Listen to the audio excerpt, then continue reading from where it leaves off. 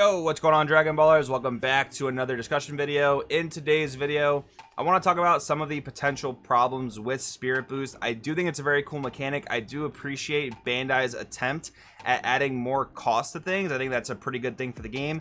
But if certain things in the format do not get addressed, Spirit Boost is a very high potential to fall flat on its face on release. And I want to talk about that today with you guys. That being said, if you're new here, make sure to subscribe, hit that bell so you never miss a video. And if you guys want to help support the channel, there are many ways down in the description to do so. Particularly today, though, if you guys are looking for custom sleeves, playmats, or any other TCG accessories, look at the link in the description to yourplaymat.com to get 10% off your order there. I've gotten messages from so many people that have been ordering from Your Playmat using my link, and they've been telling me how happy they are with the product. The stuff is really good quality. It's almost just like Dragon Shield, and in my opinion, Dragon Shield is the best in the industry for regular sleeves. So having an art sleeve that comes so close in quality to that is just amazing for me. I think it's really good stuff. Again, 10% off your order if you use the link in the description.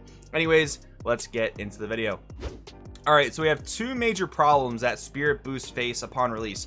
One is an over-reliance on Unisons. We'll talk about that in just a second. And the second thing we'll get to a little bit later on is that they're over-costed cards. And I put that in parentheses because it's not really just as simple as saying they're over-costed. I'll break down the nuance of that when we get into that segment of the video. But firstly, let's talk about the over-reliance on Unisons. So when Set 10 came out, the Unison Warrior block started. We finally got Unisons. We got cards alongside Unisons like the free counterplays, Fears of Charismatic Villain, Godsling Technique Trunks, Vegeta Powerful Transformation. You get the deal. And then we also got a series of counterattacks. The more important ones are only really Dormant Potential Unleashed, Wolfang Fist, and sometimes Release from Evil. But you see the point. These cards were released alongside Unisons. They give you free playability if you have a Unison. And in the case of the counterplays, they're only really viable if you have that Unison in play. Like the counterattacks, for the most part, they all cost 1. So you can actually use them if you don't have a Unison in play. But with the counterplays, they're really only viable if you have a Unison in play, right? So that poses somewhat of an issue and a bit of a reliance on Unisons, right? Let's say you're playing green, for instance. Let's say you have 1, 2, maybe 3 copies of Frieza Charismatic Villain in your opening hand, but you haven't drawn your Unison. Maybe you're playing Demigod Unison, maybe you're playing Bardock Paternal Unison, and you haven't drawn your Unison like on curve, so to speak. So that poses a problem where you have a bunch of these dead cards in your hand because you don't have a Unison to put Frieza Charismatic Villain online. Hasn't been a huge deal though. Like people still are going to play these counterplays usually at 4 copies when they're playing a Unison because they're that strong, and when you draw your Unison they're going to go online immediately, so that's fine.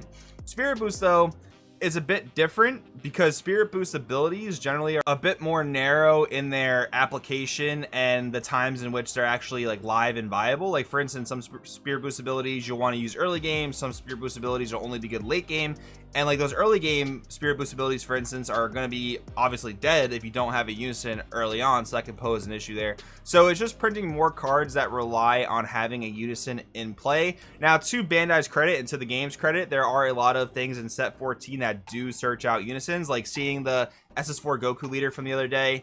It's a bit strange, to be honest, that it searches the Unison on the awakened side, not the unawakened side. Normally you see abilities like that that are on the unawakened side, but at least it searches the Unison. And then for like Sin and Blue Trunks and whatnot, there are things within the main deck that you can play that help search out your Unison, right? So that's all well and good. That's really nice that they are adding that ability to find Unisons a bit more easily because, like I said, the Spirit Boost stuff causes more of an over-reliance on Unisons, right? So moving on, that's the over-reliance on Unison thing I wanted to talk about.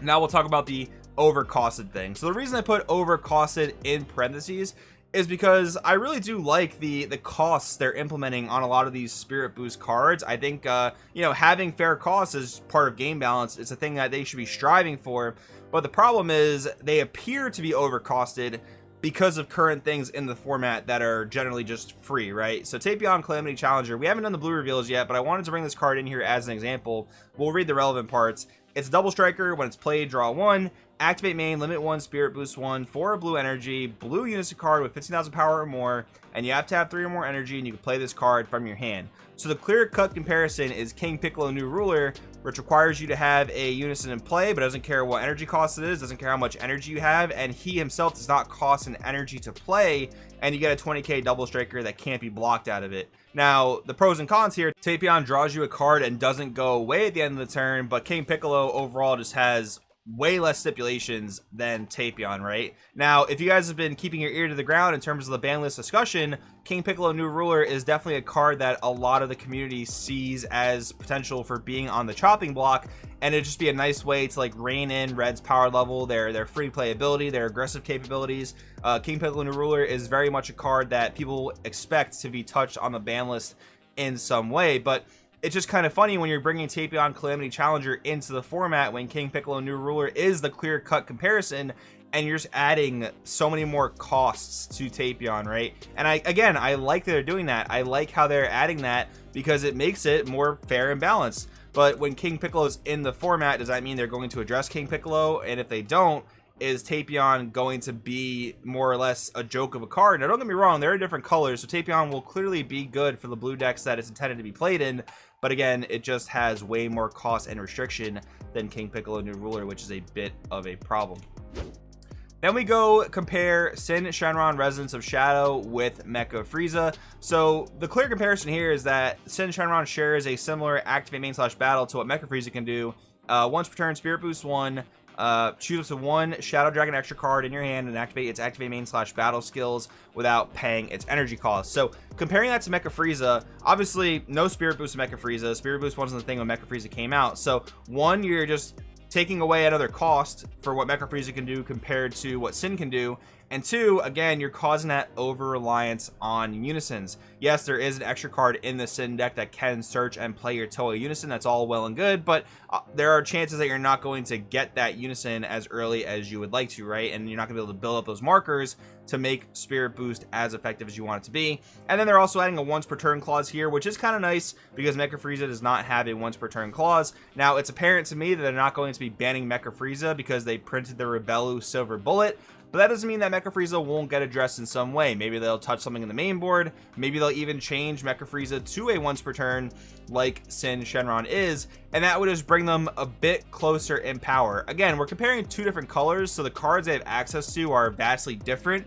But what they do is so similar, and by adding that Spirit Boost to it, yes, it inherently makes it more fair, and more fair is great, but more fair is a tough justification to play when less fair and more powerful things exist in the format. I hope I'm getting that point across. But I do have two more examples for you guys. Fruitigarden Catastrophic Comeback. The middle activate main is what's important here. Activate main Spirit Boost 1 for a blue energy. If your leader card's a blue Phantom Demon and you don't have a Phantom Demon card in play this card from your drop area, then choose a card in your hand and discard it. So again, reliance on Unisons, costing 1, and then you got to pitch a card from your hand. So compare this to so many cards we have in the current format, like Barth Resolute, Goku Power of Legend, like all these random free play cards that are pretty much zero cost. Like they have no hand cost, no energy cost, no Spirit Boost, none of that.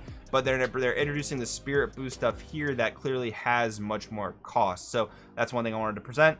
And then one more example I have for you guys that I think really drives the point home is Dark Broly Spirit Boost Berserker. We have a 6-drop, and the activate main here is a more important thing. Limit 1, Spirit Boost 1, cost an energy. If you have 3 or more energy and you send 1 red, 1 blue, 1 green, and 1 yellow card from your drop to your warp, play this card from drop or warp, and it gains critical for the turn. Now, just comparing this Dark Broly to all the other Dark Brolys we've seen in the game for the most part, besides Umbrella Destruction, I guess, but those can all be played for free. This costs an energy, have to have 3 or more energy, and Spirit Boost 1. So this is the most clear-cut example, and obviously this is not really meant to be played in Dark Broly. It's meant to be played in Mass Saiyan, but this is a Dark Broly with very similar costs. You can actually play this in Dark Broly with a Parasitic Dragon Ball. So with all those Dark Brolys having virtually no restrictions, you just got to warp 6 black battle cards from the drop, and this having some severe restrictions like having a Unison in play and paying 1 and having 3 energy, that just, you know, kind of says to me like this stuff is aiming to be more fair, but can this more fair stuff compete with the stuff currently in the format? And the only reason I'm bringing this up is because I do have some fears that some things in the ban list are not going to be addressed to the appropriate level. I could 110% be wrong though, but I'm just kind of putting this disclaimer out there that if the ban list does not do the right job, Spirit Boost may seemingly fall flat on its face. But of course, guys, I do want to know what you guys think about this discussion in the comments. But what do you think? Let me know. I'll see you guys next time.